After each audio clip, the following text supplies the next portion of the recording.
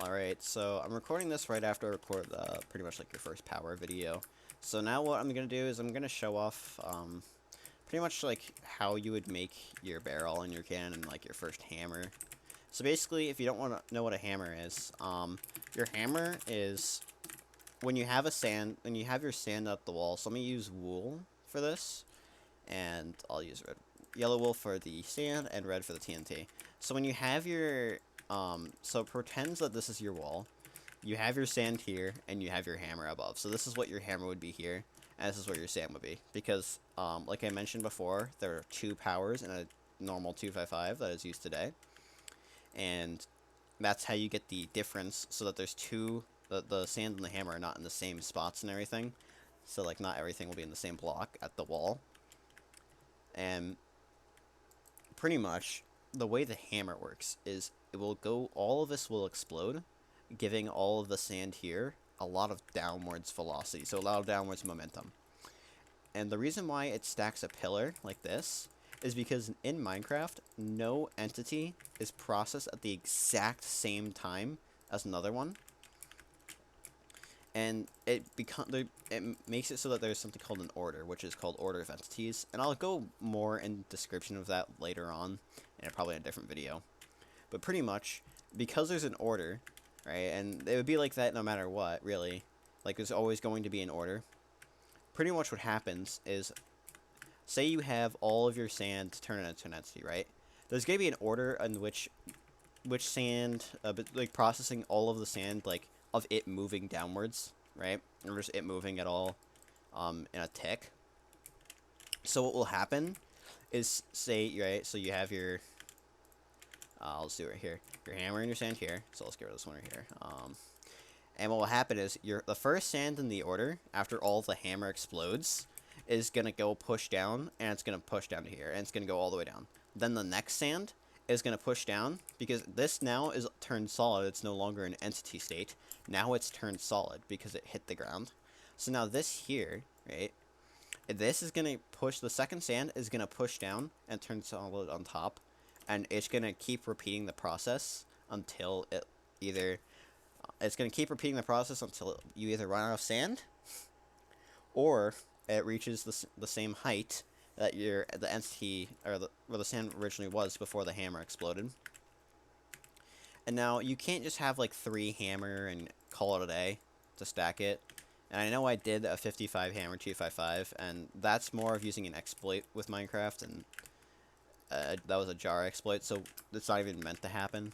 So, but anyways, you can't just call it a day with that. You're gonna need the higher up that your shot is. So if I have my shot here, right, on a 255, even though like on a 255 people say you need 300 hammer, for example, this is only at Y205, and the shoot at Y205, we'll just say, and the stack there, you do not need 300 hammer. But it's about the height you're shooting at, the more hammer you will need. And now, people don't get confused. When you adjust, when you're raiding and stuff, this has no effect on anything at all, because people always make sure they have enough hammer to adjust at max height anyways, because 255s are pretty much shot at max height, so it's never going to be an issue. So don't get confused here about this, because this is perfectly fine. You always are gonna have more than enough, really. So now to make your first hammer, so I'm gonna go off using the same power I was using here, and I'm gonna also explain. I'm not gonna explain how to time it yet. I'm just gonna show it basically how to shoot it, and pretty much I'll just you know what, here. I'm thinking about how I want to get it into the barrel in a simple way, so it's not like complicated. And I can do this. This is gonna be so scuffed. Alright, so I'll just make a platform here.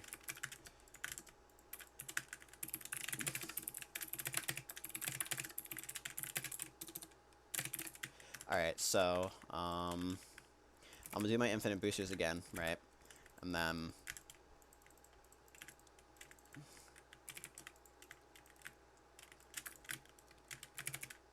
So here, I'll do my infinite booster. So this is also will help you get practice, like making your powers and such, right?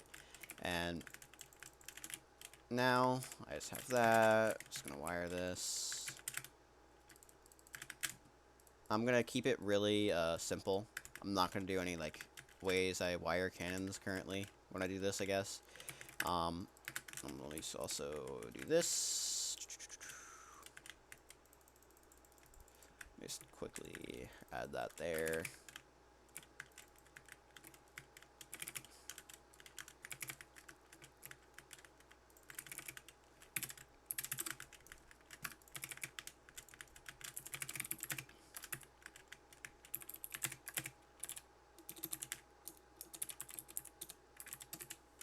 Here, I'll just make this glass, I guess, for now. And now,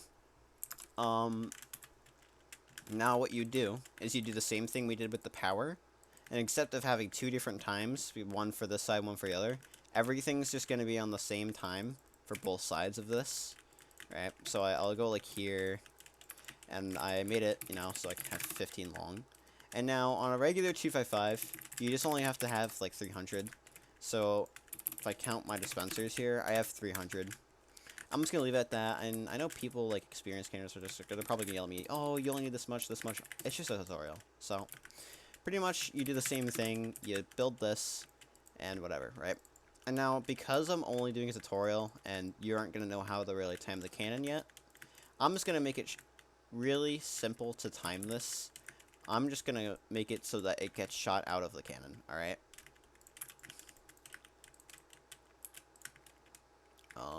Where do I want to put this? I'll put it here.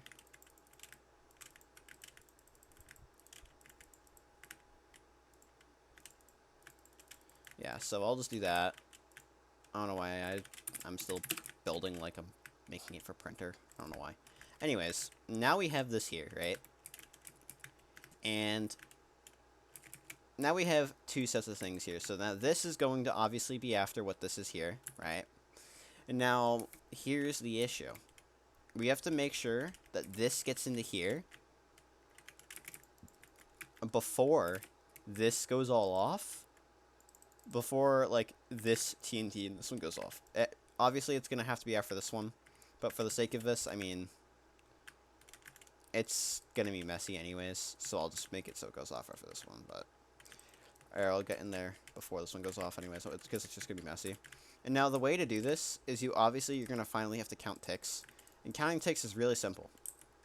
And basically, every cannon server, you can just use a blaze rod. Because that's what every server really uses now.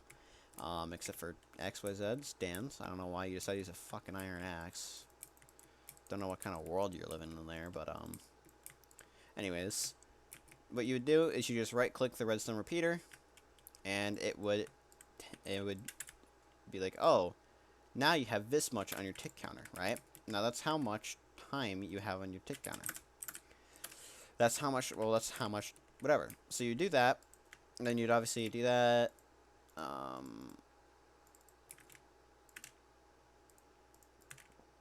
Right, so now we say we have 0.7, including this here. So we can, I'll just put this on a sign.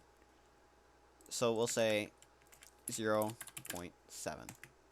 So now we have to make sure that this booster here is going to be before the 0.7 mark. I don't know why I just did 0.7. I always count in seconds. Don't judge me. But I'm weird. Alright. Anyways. So I guess 7 ticks. But I'm going to keep counting in seconds anyways. So this has to be before. This booster has to be before the 0.7 mark. It could be at 0.6. But it's best to be as early as possible. And if, say we can't reach that, right? So say I have this here. Or whatever. 1, 2.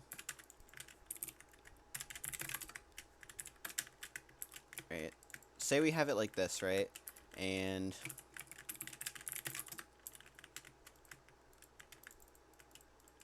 8, 9, 10, 11, 12.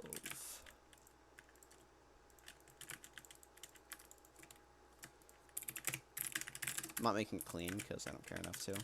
So say we have it like this, right? And remember, this was supposed to be 0.7, was that first TNT. Now we start counting our ticks.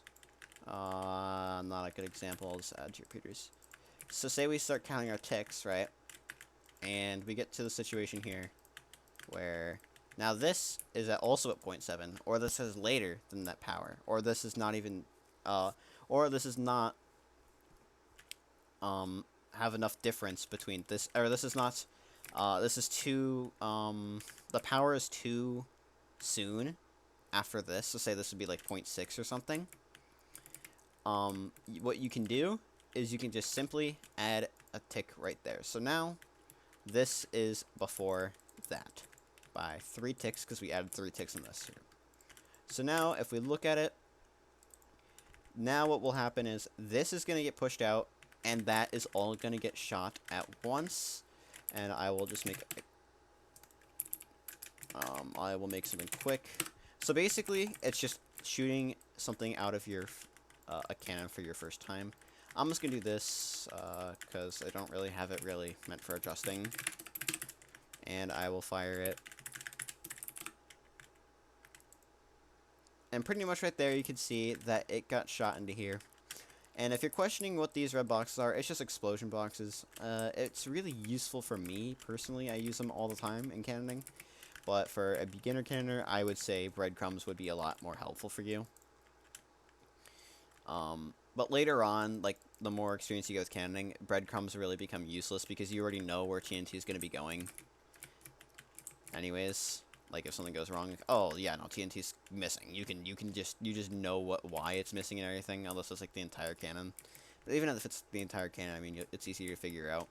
But I would recommend breadcrumbs if you're starting cannoning. Like, breadcrumbs are super useful.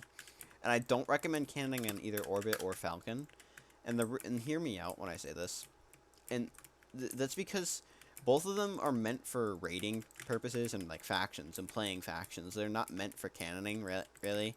And Facutils, it's probably best for cannoning. One, because Falcon and Orbit, they aren't really great with FPS with TNT. Because, like, what they'll do is they'll just limit the amount of TNT on your screen. Or they'll just merge it, and it'll just, you won't see as much TNT as that much. And Facutils, what it does, it obviously you can turn on minimal TNT and such, right?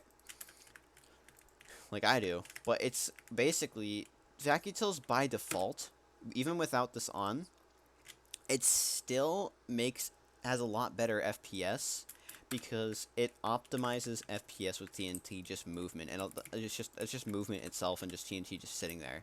And you have a lot better FPS, and it doesn't really remove the entities from your screen like Falcon and Orbit would, because like they'll just have like a limiter to how much you can actually see at once, just so like it doesn't have to, you know, your game isn't just fucking frozen by like 27,000 entities. It'll be like limited to like 100 or something. But Facutils tries to avoid that, and it tries to just make it so you have a really good FPS while being able to see pretty much everything. So I recommend Facutils for that, so you can see things. And also, it's a lot easier to have breadcrumbs with Facutils on. And whatever. I'll leave a link to the Facutils Discord, which is where you can download Facutils. Anyways, I mean, that's kind of just how you build your first hammer. I mean, if people think if I'm not really explaining it well or whatever, feel free to DM, obviously. I mean, I'm just trying to more do it visually and hands-on rather than kind of explain it type thing. Because when I only explain it to some people, to like beginners, or like people who haven't really done it before, it's easier if they have like a hands-on example and demonstration, especially when, you know, they've never done it before. But when it comes to like experienced cannoners and they just want to know like a new concept, I don't really need to show them like hands-on like how to do something, because I mean they pretty much know stuff. They're just like, oh, this is how you pretty much do this, and if they don't do it right, I can just come and then show them whatever they did wrong and show them how to fix it.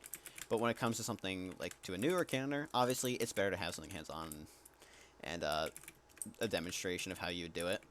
Now, obviously, this is not like the normal 255. I would say, like, obviously, you know, it's not gonna have your stair barrel here and like this stuff. So that's all not going to be there, obviously. But, you know. So, like, in the demonstrations I'm giving, like, for, like, the first few things. Because, like, you just need to be able to, like, learn how to shoot things out of your cannon and have, like, you know, it, like, explode at a wall and then, like, stack sand next and all that. And, yeah. So pretty much you just learn how to shoot TNT out of your cannon for the first time.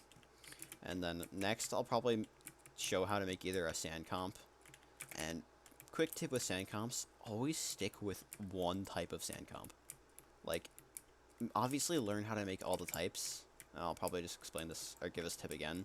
But obviously learn how to make all, like, pretty much like the few needed types, like, pretty much ever that you'll ever need. Because sand comps are the worst. Everybody hates them. So if you just memorize your sand comp, you are fine. But anyways, I mean, I'll probably show how to do a sand comp next. And then after that, I'll probably get down to timings and then putting your first cannon together. And then after that, I'll probably show how to do it on an auto. And then I'll probably start adding stuff like nuking and all that and overtime and whatever people want to do. So I kind of just want to get, like, the first basics out of the way to, like, get your first 3-second 255 with, like, a scatter going. And then after that is when I'm going to kind of go, like, into, like, all the next stuff. Nuking, pseudo-nuking. I mean, what else is there? I mean, web busting, slab busting, obviously, is really simple. I mean, and then, like, overstacking, region busting, all that. And then, obviously, I'll probably get into mid-airing at some point, and left shooting. Reverse hybriding will probably come a lot later, because, like, you have to be able to, like, do a few things with 255ing, or normal straight shooting, before, like, you do reverse stuff. And I'll probably just make a quick, like, dry rev tutorial, and probably, like, in the middle of everything. But anyways, if you have questions, just DM.